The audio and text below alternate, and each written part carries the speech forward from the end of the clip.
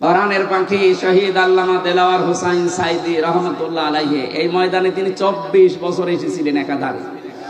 আমি ছেলের এই 3 বছরে মাত্র একদিন তার সাথে ছিলাম।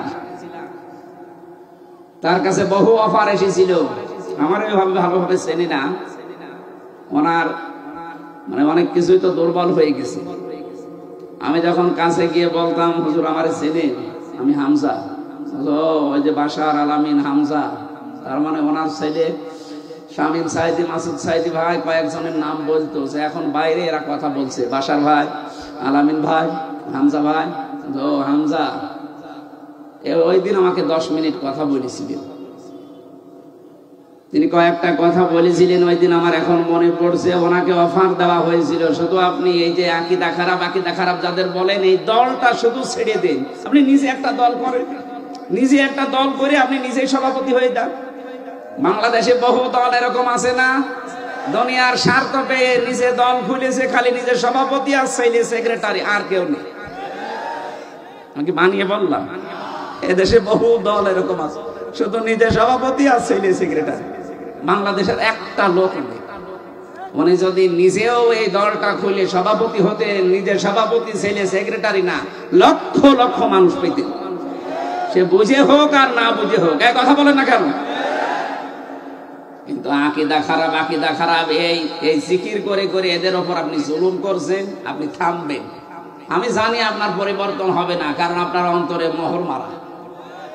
যারা নির্দোষ মানুষের উপরে কোনো দোষ চাপিয়ে দেয়, ভালোভাবে শুনবেন, যারা নির্দোষ মানুষের উপরে কোনো দোষ চাপিয়ে দেয়, সে যেন নিজে প্রকাশ্য পাপের বোঝা বহন করে ঘুরে বেড়ায়। সুতরাং বাংলাদেশে বহু আলেম ওলামা, বহু আল্লামা, এরকম বাংলা শিক্ষিত মানুষের প্রতি, এই যে সোহেল ভাই জীবনে মাদ্রাসায় পড়েছে, এরকম একটা বাংলা শিক্ষিত মানুষদের আকীদার উপরে আপনি আন্দাজে মিথ্যা তহমত দিয়ে দিলেন যে ওর আকীদা ভালো না। সূরা নিসা 112 নম্বর আয়াত অনুযায়ী আপনি পাপের বোঝা কিয়ামতে বহন করে নিয়ে বেড়াবেন।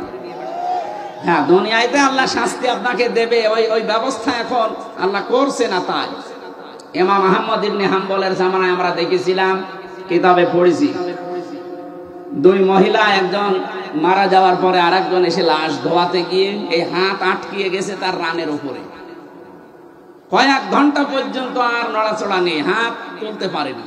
এলাকার যিনি ইমাম তাকে বলছে কি করা যায়।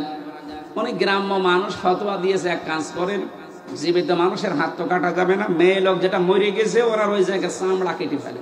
কিন্তু এমন জায়গা এই রানের উপরে, নাভির নিচে হাঁটুর উপরে, এই জায়গায়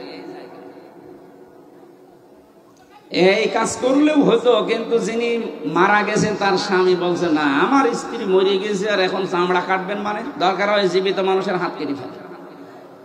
জীবিত মানুষের স্বামী যে আছে, কি বলেন, আমরা আসলাম উপকার করার জন্য, আর এখন আমাদেরই আপনি ক্ষতি করবেন? না, আমার স্ত্রী ভালো মানুষ, নেককার মানুষ, আমি আমার স্ত্রীর হাত কাটতে দেব না। আর একটু বড় ইমামের কাছে গেছে, আর একটু বড় জায়গায় গেছে, শেষ পর্যন্ত ওই দেশের প্রধান বিচারপতি ইমাম মালিক মদিনাতে থাকেন, তাকে ঘোড়ায় চড়ে প্রায় 80 কিলোমিটার দূরে এই ঘটনা নিয়ে আসলেন। ইমাম মালিক পর্দার আড়াল থেকে জিজ্ঞাসা করলেন, আমি ঘটনা বলার জন্য না, 2টা শিক্ষা দেওয়ার জন্য, খুব খেয়াল করে শুনবে। আমাদের এখানে বহু মানুষের এরকম গোনা হচ্ছে, তাই বলছি।